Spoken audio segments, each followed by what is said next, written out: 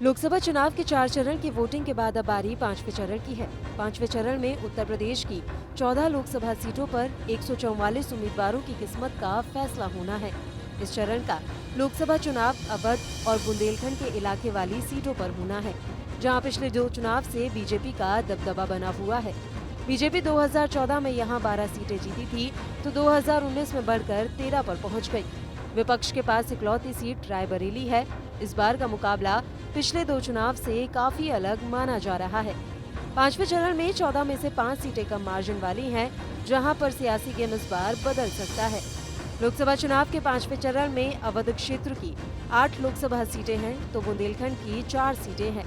इसके अलावा 2 सीट दोआब के इलाके की हैं। अवध इलाके में आने वाली लखनऊ, मोहनलालगंज, रायबरेली, अमेठी, फैजाबाद, कैसरगंज, बाराबंकी, गोंडा सीट है। बुंदेलखंड में जालौन, झांसी, हमीरपुर और बांदा सीट है। इसके अलावा फतेहपुर और कौशाम्बी सीट है। बीजेपी ने पिछले लोकसभा चुनाव में गांधी परिवार का गढ़ कहे जाने वाले रायबरेली और अमेठी में जबरदस्त तरीके से कांग्रेस की घेराबंदी की थी, जिसका नतीजा था कि अमेठी सीट पर कमल खिलाने में कामयाब रही और रायबरेली नहीं जीत सकी।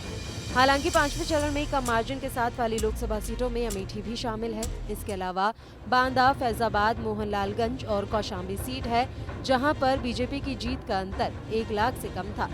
2019 में बीजेपी ने अमेठी सीट को 55,120 वोटों से जीता था, जबकि फैजाबाद को 65,477 वोटों से, बांदा को 58,938 वोट, कौशाम्बी में 38,722 और मोहनलालगंज को 90,204 वोटों से जीता था। इस बार के सियासी समीकरण बदले हुए हैं। सपा 2024 में कांग्रेस के साथ मिलकर चुनाव लड़ रही है।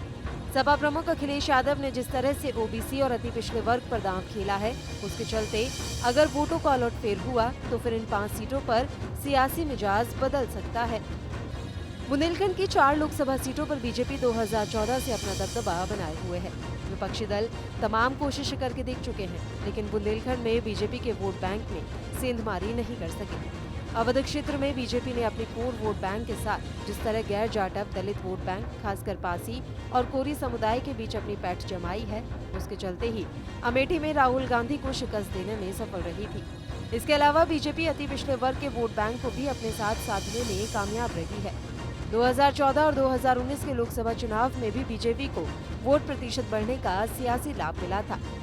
कांग्रेस ने 2009 में अपनी परंपरागत सीट रायबरेली और अमेठी पर कब्जा बरकरार रखने के साथ फैजाबाद, गोंडा, बाराबंकी और झांसी में जीत दर्ज कर ली थी।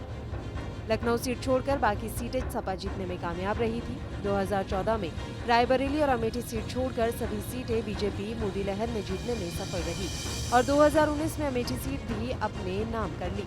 अवध क्षेत्र में सियासी समीकरण देखें तो पासी वोटर सबसे अहम है, तो बुंदेलखंड में कोरी और कुर्मी वोटर निर्णायक हैं।